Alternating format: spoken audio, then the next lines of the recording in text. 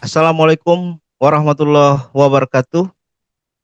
Salam Waalaikumsalam. sejahtera untuk kita semua. Salam Om Swastiastu, Namo Buddhaya, salam kebajikan. Eh, Selamat datang di podcast MPSI, Merah Pusaka Strategik Indonesia. MPSI adalah lembaga yang bergerak di bidang riset, advokasi, dan pemberdayaan.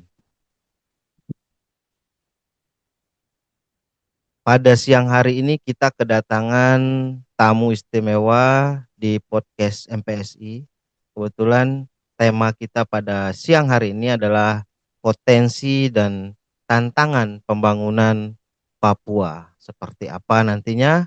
Kebetulan pada siang hari ini kita sudah kehadiran narasumber Bapak Albert Yoku SAG. Beliau adalah anggota Badan Pengarah Papua BPP Provinsi Papua. Selamat datang Pak Albert Yoku dan Bapak Ibu yang hadir juga. Ya. Selamat siang, Pak. Terima Selamat kasih siang. atas waktunya, kesempatan. Siap. Terima kasih sudah memberikan waktu untuk berdiskusi di podcast MPSI. Sebelumnya saya ingin memperkenalkan diri. Saya Anas Fitra Akbar. Bapak Ibu, kawan-kawan sekalian. Saya Anas Fitra Akbar, lahir dan besar di Lombok, Nusa Tenggara Barat, dan sekarang bergabung di Merah Pusaka Strategik Indonesia, lembaga advokasi, riset advokasi dan pemberdayaan tentunya. Nah, untuk kita lebih kenal kepada bapak-bapak dari Bapak Ibu dari eh, Badan Pengarah Papua Provinsi Papua ini, mungkin eh, Bapak bisa menceritakan kepada audiens mengenai peran apa, eh, Bapak sebagai apa dan perannya seperti apa, khususnya tugasnya di Badan Pengarah eh, Papua tersebut.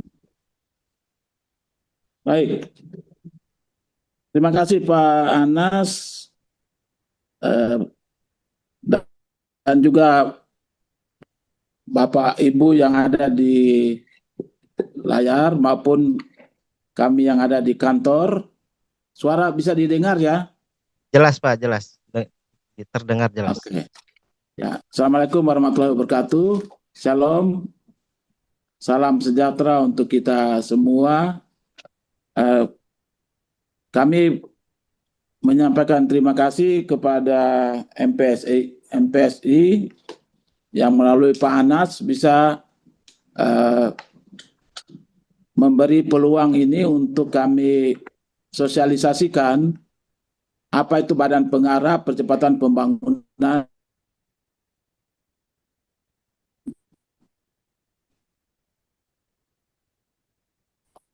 Otonomi Khusus Papua atau Badan Pengarah Papua. Jadi Undang-Undang Otonomi Khusus Papua mulai diberlakukan pada tahun 2001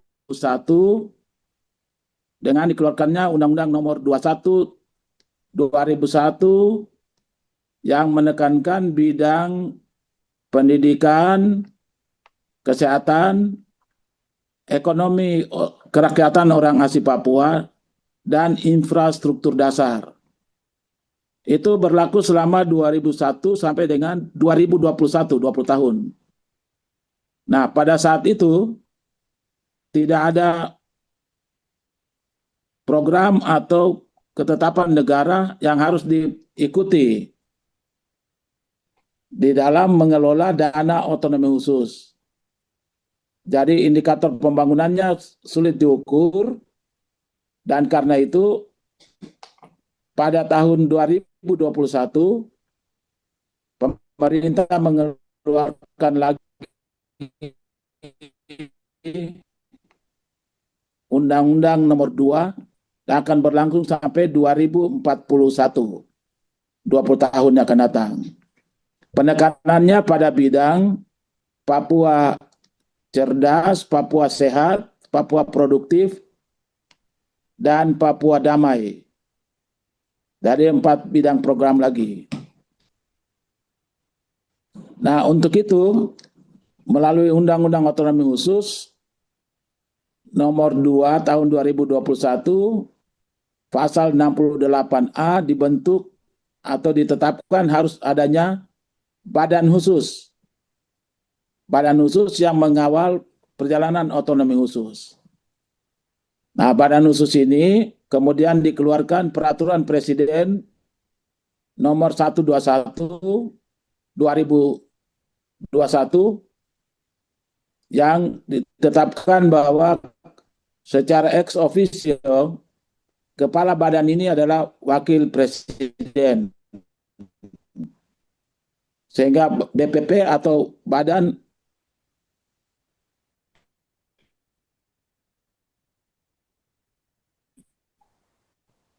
Percepatan Papua diketuai oleh Bapak Wakil Presiden Republik Indonesia, Menteri Keuangan, dan Menteri Kepala Bappenas.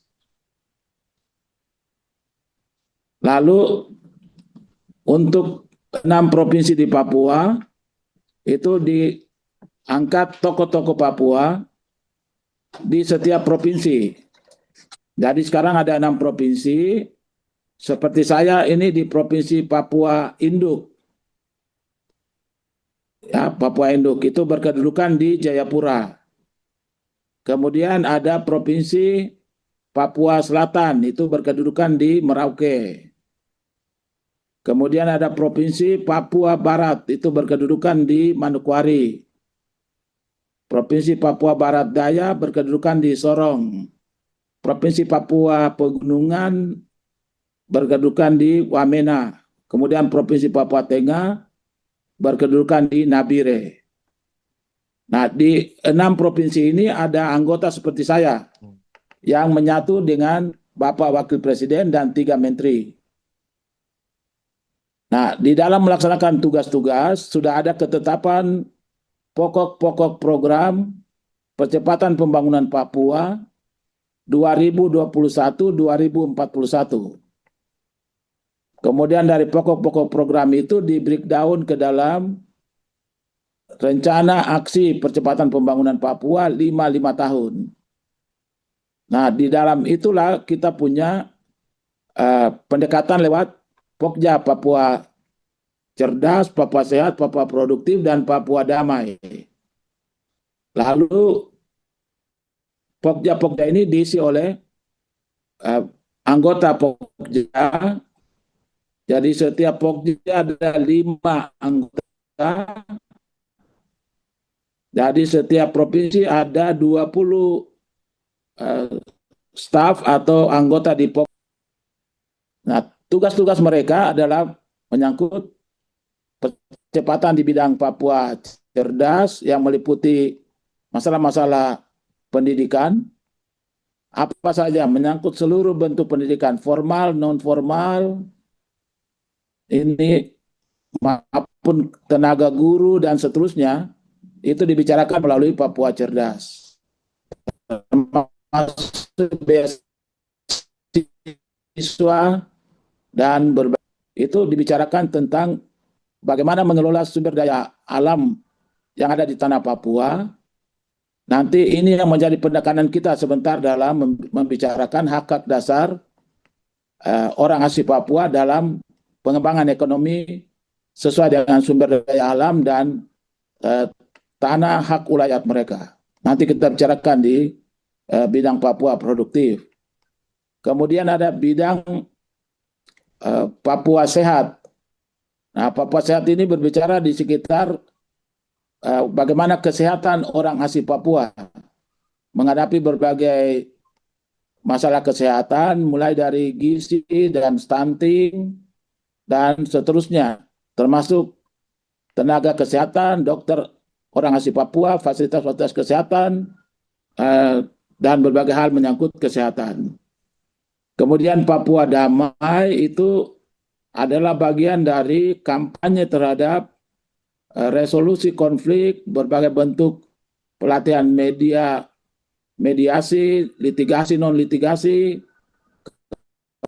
kemudian berbagai hal dalam masalah-masalah yang muncul di tanah Papua, bagaimana itu dilakukan pendekatan-pendekatan yang damai, ya penuh dengan restorasi dan seterusnya. Nah, jadi begitu sosialisasi tentang kelembagaan. Jadi kelembagaan ini akan mengikuti undang-undang selama Undang-Undang Nomor 2 Otonomi Khusus berlaku, maka lembaga BPP akan terus ada sampai 2041. Nah, bagaimana kita bicara tentang hal-hal yang tadi dimaksudkan oleh MPSI tentang orang asli Papua, membangun orang asli Papua, apa saja tantangannya? Ya, pertama memang soal letak geografis. Papua yang 3 kali Pulau Jawa, apalagi dibandingkan dengan Lombok, ya Papua ini terlalu besar untuk dikelola. Kemudian secara topografi dan demografi, penyebaran penduduk cukup rentang kendalinya cukup jauh. Transportasi udara maupun darat, laut belum tersiapkan dengan baik. Jadi ini semua menjadi perhatian serius di dalam percepatan pembangunan, sekaligus juga kita melihat persepsi dan perbedaan pandangan politik yang juga masih ada di Papua, sehingga ya biasa sudah banyak dengar juga ada gangguan-gangguan keamanan, ya itu semuanya menjadi faktor-faktor yang harus kita beri perhatian, karena itu bisa menghambat percepatan pembangunan di tanah Papua. Nah, saya lebih fokus lagi untuk membicarakan tentang apa yang masih menjadi penghambat utama tadi saya sudah sampaikan. Kemudian bagaimana tentang kesejahteraan orang asli Papua. Nah, dari baseline yang diberikan oleh BPS maupun oleh Bappenas kepada Badan Pengarah, di Papua masih ada orang asli Papua berada pada kedudukan sosial prasejahtera. Jadi kalau dari sisi income pendapatan per kapita, hal-hal ini harus kita perhatikan untuk melakukan peningkatan pendapatan per kapita keluarga-keluarga orang asli Papua, sehingga mereka tidak lagi berada di prasejahtera, tapi bisa mengalami peningkatan di dalam pendapatan asli keluarga. Nah, kemudian dari sisi IPM, IPM juga perlu mendapat perhatian, karena dalam baseline itu kita masih punya beberapa tempat yang IPM-nya rendah, sangat rendah di bawah yang normal gitu. Nah, karena itu dunia Papua Cerdas juga akan kita dorong untuk meningkatkan hal itu. Dari sisi kesehatan, kita juga ada beberapa daerah yang soal gizi buruk maupun angka stunting yang tinggi. Juga TB dan HIV/AIDS itu juga masih, juga malaria. Jadi semua hal ini masih mendapat perhatian-perhatian serius untuk dikerjakan. Nah, kita pindah ke masalah kesejahteraan dari sisi sumber daya alam orang asli Papua. Memang ada emas di Freeport, di Timika, ada juga kayu, ada udang, dan berbagai kekayaan lainnya yang ada di tanah ulayat milik orang asli Papua. Tapi belum ada kebijakan yang dikeluarkan oleh negara supaya bagaimana orang asli Papua itu bisa dapat menguasai dan mengelola sendiri sumber daya alam itu. Nah, disitulah kami BPP mulai membicarakan pendekatan pembangunan ekonomi berbasis kearifan lokal, yaitu klan dan marga. Dan klan dan marga, misalnya saya ini farm atau marga saya Yoku. Berarti klan saya itu punya tanah, punya dusun, punya kayu, dan seterusnya. Nah, bagaimana ini bisa dikelola secara mandiri oleh klan dan marga saya? Ini yang kami pikir akan kami dorong karena hampir seluruh kekayaan sumber daya alam dari suku-suku kita di Indonesia maupun kami di Papua itu dikelola oleh perusahaan-perusahaan besar yang dapat HPH maupun dapat izin pertambangan dan seterusnya, sehingga suku-suku masyarakat adat itu sulit berkembang kecuali mendapat izin dari mereka dapat HPH, izin HPH itu. Nah, disitulah kami harap MPSI juga bisa melihat soal ini. Kenapa tanah ulayat kita bisa dikuasai oleh HPH dalam bentuk sampai 350.000 hektar dan itu dikuasai selama 25 tahun atau 30 tahun diperpanjang lagi. Apabila masyarakat adat mengambil kayu di hutan HPH itu dinyatakan melanggar hukum dan bisa dipenjarakan begitu. Nah, karena itulah kita memperjuangkan pembangunan ekonomi masyarakat adat berbasis klan dan marga supaya hutan-hutan milik mereka itu diizinkan untuk mereka sendiri kelola. Apabila mereka membutuhkan investasi, berarti mereka bekerjasama dengan pemerintah melakukan MOU dengan investor sehingga masyarakat adat juga mengalami pertumbuhan ekonomi dan tanah dan hutannya bisa dikelola bersama-sama. Nah, sudah lama sekali ini tidak dilakukan sehingga kami berpikir di dalam mencapai kesejahteraan orang asli Papua, masing-masing suku yang ada di tanah Papua itu harus mendirikan koperasi misalnya atau CV atau PT yang dapat bekerja sama join dengan perusahaan-perusahaan yang bisa berinvestasi sehingga orang adat juga punya pendapatan yang cukup untuk membangun dirinya. Nah, saya pikir ini yang sedang kami pertajam dan saya juga sudah bicarakan ini di Bappenas 2 minggu yang lalu. Juga bulan lalu saya juga memberi ceramah di UIN Jakarta tentang pendekatan ini dengan judul Papua bukan tanah kosong.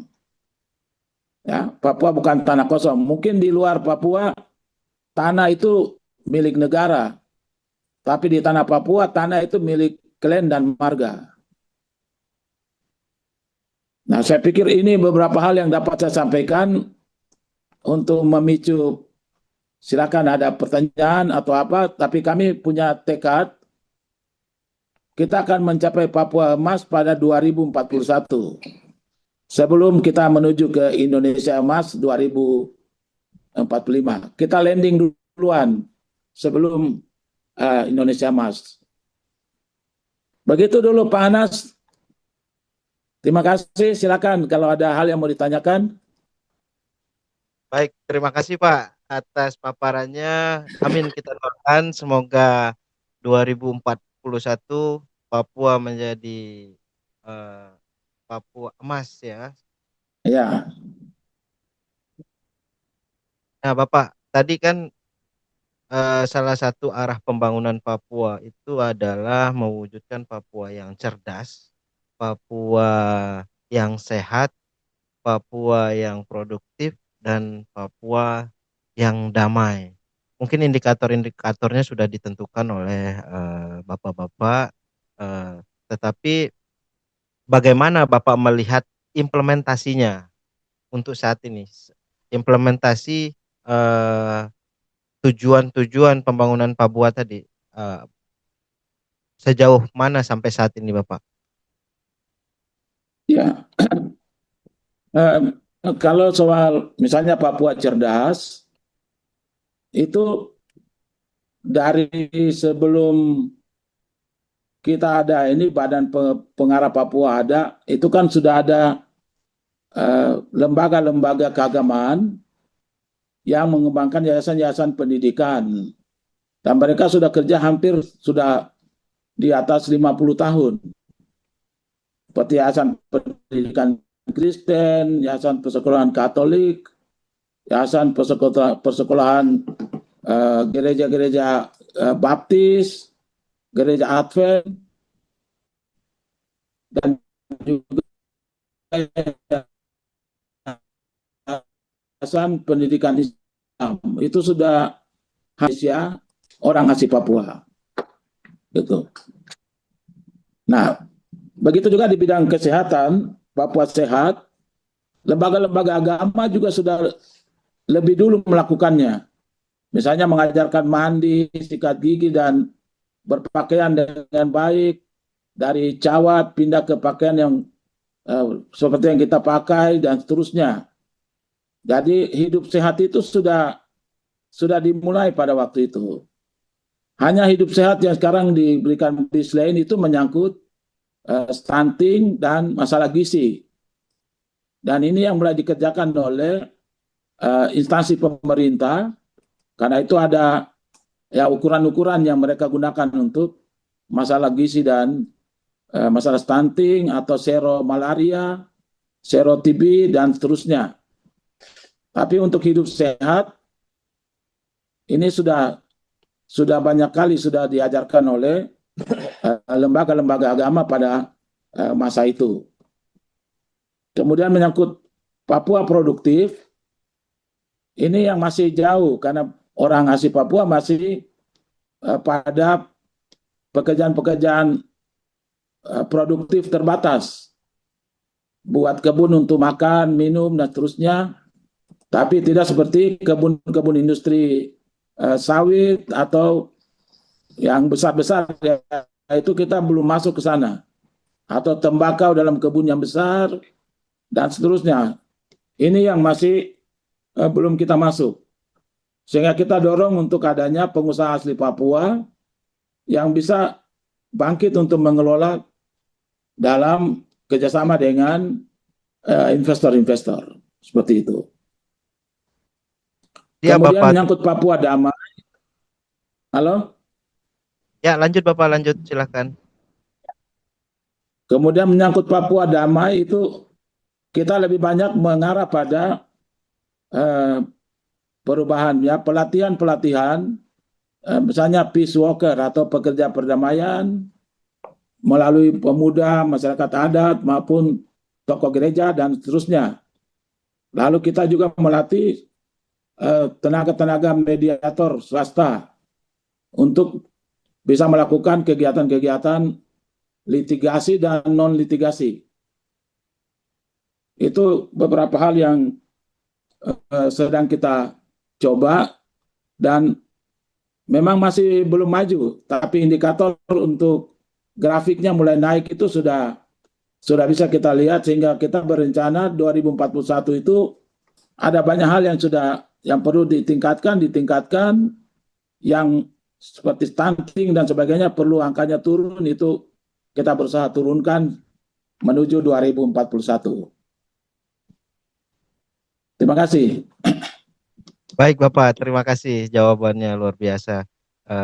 Nah, menjadi pertanyaan lagi Bapak, ketika melaksanakan kegiatan-kegiatan tersebut, bagaimana koordinasinya Bapak terkait apakah kegiatan itu dilaksanakan sesuai dengan misalkan koordinasi dengan pemerintah daerah kah atau dengan pemerintah pusat, seperti apa bentuk konkretnya BPP ini Bapak dalam bersinergi, apakah dengan pemerintah pusat, pemerintah daerah maupun swasta, kira-kira seperti apa Pak bentuk ininya, kolaborasinya? Ya, kita ini lembaga resmi negara, jadi lembaga presiden dan wakil presiden yang ada di tanah Papua. Sehingga di dalam bersinergi kita harus terlibat bersama pemerintah daerah mulai dari perencanaannya.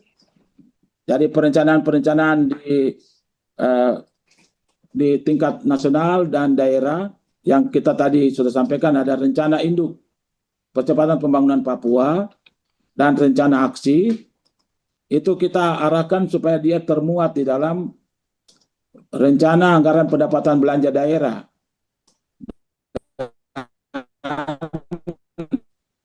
Itu juga ada di dalam perencanaan di Badan Musyawarah Kampung, Musyawarah Distrik, Musyawarah Kabupaten, dan menjadi belanja negara maupun belanja daerah.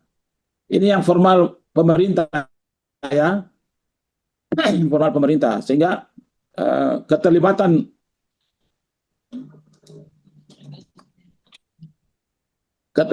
masyarakat itu partisipasinya melalui Badan Musyawarah Kampung, dan kita harap mereka, kita dorong untuk betul-betul berpartisipasi di sana, sehingga apa yang direncanakan di masyarakat itu terlihat dan termuat di dalam Badan Musyawarah Kampung itu. Baik, Bapak. Bapak, dari empat tadi ya, dari empat program Papua Cerdas, Papua Sehat, Papua Produktif, dan Papua Damai itu, kira-kira mana yang paling prioritas, yang utama didorong misalkan? Apakah misalkan Papua Cerdas dari pendidikannya itukah yang utama, atau memang Papua sehat-sehat dulu baru cerdas, atau seperti apa, Bapak? Arahannya eh, dari Bapak-bapak Ibu dari BPP. Oke, ya. Jadi gini, kita tidak bisa lepas satu dengan yang lain kan, begitu. Begitu. Jadi itu karena kelembagaan dari semua kegiatan ini kan sudah ada. Untuk masalah kesehatan sudah ada organisasi pemerintah sampai swasta sudah ada. Tinggal bagaimana kekurangannya dapat dipenuhi untuk kesehatan itu bisa berjalan maksimal. Begitu juga di masalah pendidikan juga sudah ada. Sudah ada sekolah, sudah ada swasta maupun negeri, ini kan sudah ada semuanya. Kita juga perhatikan soal Papua produktif, UMKM dan usaha-usaha dengan perbankan dan lain sebagainya, ini juga sudah ada. Jadi tinggal kita mendorong bagaimana kolaborasinya sehingga ini bisa jalan. Kemudian lembaga-lembaga keamanan, lembaga hukum, dan juga lembaga-lembaga swadaya masyarakat untuk HAM kan sudah ada. Sehingga itu ada pelatihan-pelatihan yang kita dorong untuk dapat dilakukan. Sehingga indikatornya masing-masing bidang ini harus mengalami peningkatan. Begitu. Baik, Bapak. Bapak izin, menurut hasil riset kami dari MPSI adalah eh, kebutuhan masyarakat di tingkat kampung dan beberapa diskusi kami di beberapa daerah di Papua adalah bagaimana membangun Papua itu memulai dari kampung. Dan kebutuhan masyarakat adalah bagaimana memperkuat atau melibatkan masyarakat lokal, khususnya ya masyarakat lokal untuk pembangunan-pembangunan di Papua. Nah, pertanyaan dari saya, Bapak izin, bagaimana memastikan masyarakat adat itu ikut terlibat secara langsung? Bagaimana memberikan peluang dan kesempatan generasi-generasi muda, misalkan pemuda adat yang ikut berkontribusi dalam pembangunan di Papua? Oke, ya, ini pertanyaan bagus ya Pak. Jadi pemerintah sudah memberikan kebijakan anggaran desa atau anggaran kampung. Itu juga tidak kecil ya masuk ke sana. Nah, itu tidak melalui kabupaten atau ini, cuma melewati ya. Dari nanti langsung ada di rekening desa. Nah, apa yang tadi Bapak pertanyakan itu juga jadi PR kita juga sama-sama. Jadi kita lihat bahwa pemuda yang tamat dari sekolah, kebanyakan mereka tinggal di pusat kota. Jadi kami sekarang lagi memberi dorongan bagaimana pemuda yang sudah sarjana itu pulang ke kampung supaya terlibat di dalam perencanaan yang sudah ada uangnya di kampung itu. Kalau pemudanya sudah terlibat, pasti masyarakat di situ kan masyarakat adat, masyarakat apa juga. Jadi kembali ke perencanaan, semuanya harus terlibat dalam perencanaan.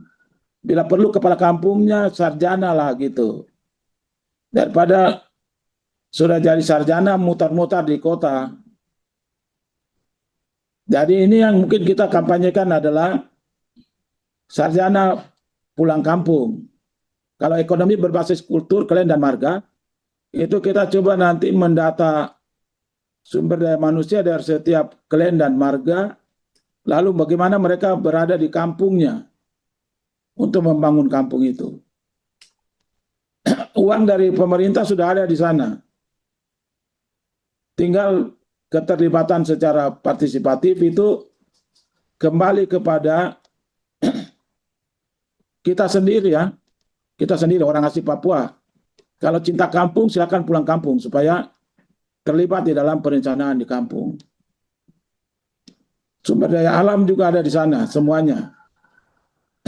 Kemauan ini yang kita harus push dulu sehingga keterlibatan ini kita bisa pastikan. Seperti itu. Baik Bapak, terima kasih atas pertanyaannya. Mungkin ada pertanyaan dari kawan-kawan MPSI yang hadir pada siang hari ini. Eh,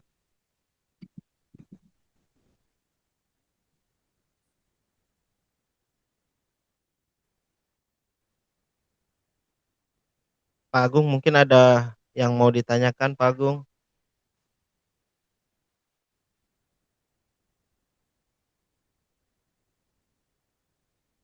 Desi.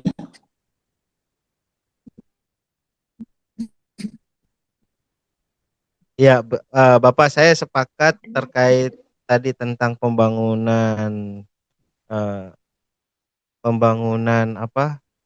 Memperkuat marga, memperkuat identitas adat ya untuk pembangunan di Papua.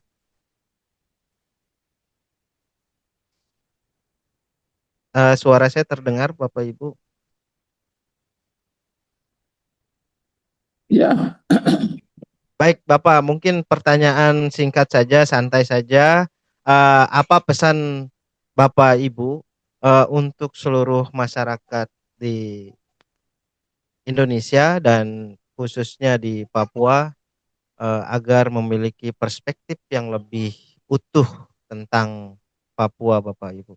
Karena eh, memang selama ini kan banyak disinformasi yang beredar di masyarakat tanpa melihat apa atau memverifikasi kebenaran dari sebuah informasi khususnya tentang pembangunan-pembangunan di Papua. Nah, apa pesan Bapak Ibu untuk seluruh masyarakat Indonesia dan khususnya di eh, Papua untuk melihat fenomena-fenomena seperti itu? Jangan sampai hal-hal disinformasi ini menjadi penghambat pembangunan di Papua khususnya dan pembangunan-pembangunan di Indonesia secara umumnya. ya, saya pikir nanti di dalam soal ini kami pesankan eh, melokalisir masalah dan tidak mengeneralisir masalah.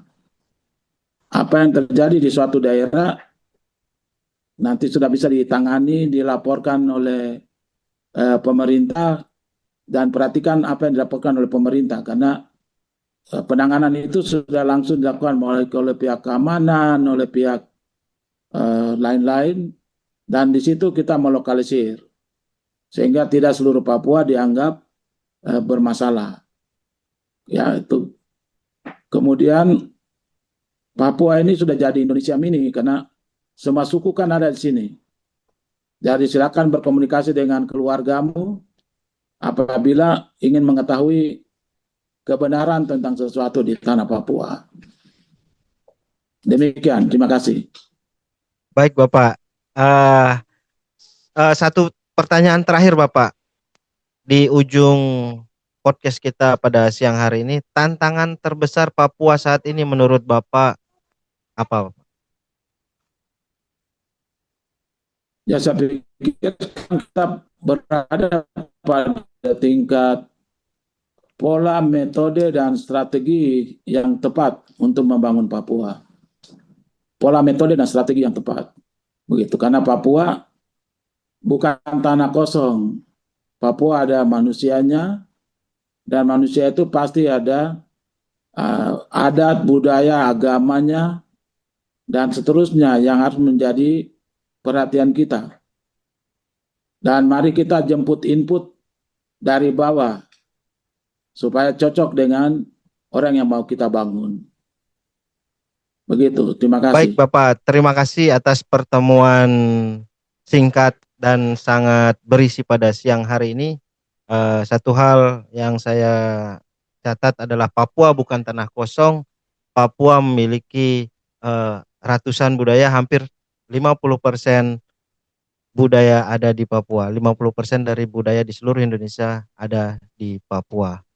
Bapak Ibu, terima kasih atas kehadirannya. Semoga eh, podcast pada siang hari ini bermanfaat untuk kita semua. Terima kasih juga dari MPSI, Bapak Albert Yoku SAG sebagai anggota Badan Pengarah Papua beserta jajarannya. Mohon maaf jika ada kesalahan kata, kalimat yang tidak berkenan, mohon dimaafkan Bapak. Mungkin kata closing statement Bapak untuk acara penutupan podcast kita. Ya, mungkin yang saya sampaikan bahwa MPSI di dalam kiblatnya ke depan, biar kita kecil atau baru mulai, kita harus tetap dekat untuk mewarnai sesuatu. Jadi kalau kita mengarah dari sisi membangun masyarakat adat, mari kita bangun masyarakat adat. Karena masyarakat adat sudah ada berabad-abad, baru Indonesia ada. Begitu, terima kasih. Baik Bapak, terima kasih atas waktunya Bapak Ibu dan seluruh kawan-kawan yang hadir. Terima kasih atas kehadirannya. Semoga dalam kesempatan ini memberikan dampak positif untuk pembangunan Papua secara khususnya dan pembangunan di Indonesia secara umumnya. Karena Papua adalah miniatur Indonesia untuk saat ini dan kita doakan semoga Papua akan menjadi Papua emas di tahun 2041 sesuai dengan target dari Bapak Ibu BPP. Terima kasih, mohon maaf atas kesalahan. Assalamualaikum warahmatullahi wabarakatuh. Salam, salam sejahtera untuk kita semua. Swastiastu, Namo Ya, Buddhaya. terima kasih. Terima kasih Bapak. Hormat. Ya, terima kasih, Tuhan memberkati.